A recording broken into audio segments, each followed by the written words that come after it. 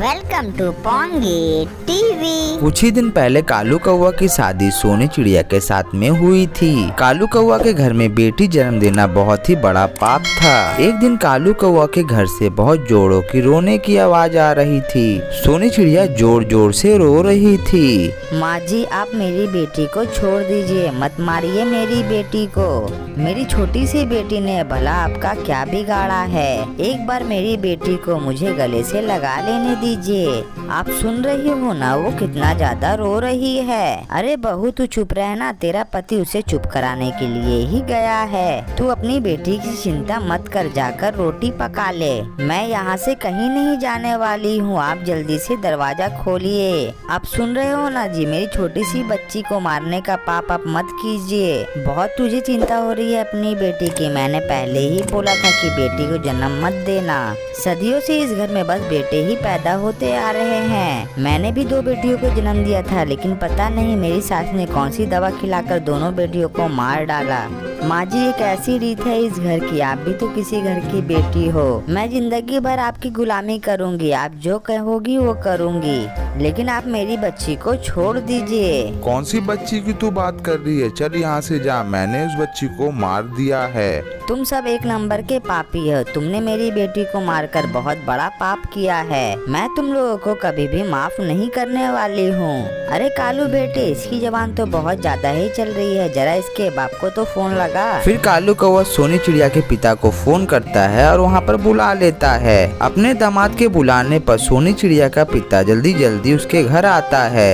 आपकी बेटी को अपने घर की बहू बनाया, लेकिन आजकल इसका जुबान बहुत ही ज्यादा चलने लगा है। एक तो इसने बेटी पैदा की, ऊपर से हमें ही आग दिखा रही है। या फिर आप अपनी बेटी को अच्छे से समझा दो, या फिर यहाँ से उसे लेकर चले जाओ। हमें इसकी कोई भी जरूरत नहीं है। पिताजी, इन लोगों ने मेरी नन्ही सी बेटी को मार डाला। आखिर उस नन्ही सी जान का भला क्या कसूर था? बस उसका कसूर यही था कि वो एक बेटी थी। चुप कर सोनी, अगर तेरी कोई भी शिकायत आई तो तू मेरा मरा हुआ मुंह देखेगी। इतना कहने के बाद वो वहाँ से अपने घर वापस चले जाते हैं। कुछ दिनों के बाद ही सोनी चिड़िया एक अंडा देती है। सोनी चिड़िया ने इस बार अपने मन में सोच लिया था कि अगर बेटी होगी तो वो अपनी बेटी को मरने नहीं देगी। सोनी चिड़िया यही सब बातें अपने मन में सोच रही थी, तभी उसकी सास उसे आवाज लगाती है। अरे बहू, कब तक अंडे में बैठी रहेगी? उठकर घर के काम भी कर ले। और तेरे अंडे को लेकर शहर के डॉक्टर के पास जांच कराने भी लेकर जाना है, ताकि हमें फिर से ये पता चल सके कि इस अंडे में बेटी तो नहीं है। इसकी क्या जरूरत है माँ जी? अगर बेटी बाहर आई तो आप लोग उसे मिलकर मार ही दोगी। कम से कम मुझे कुछ दिनों के साथ अपने अंडे के साथ रह लेने तो दीजिए। ठीक है, अगर तेरा इतना मन है तो मैं छोड़ देती हूँ, लेकिन भगवान से ये प्रार्थना करना कि इस बार बेटा ही हो।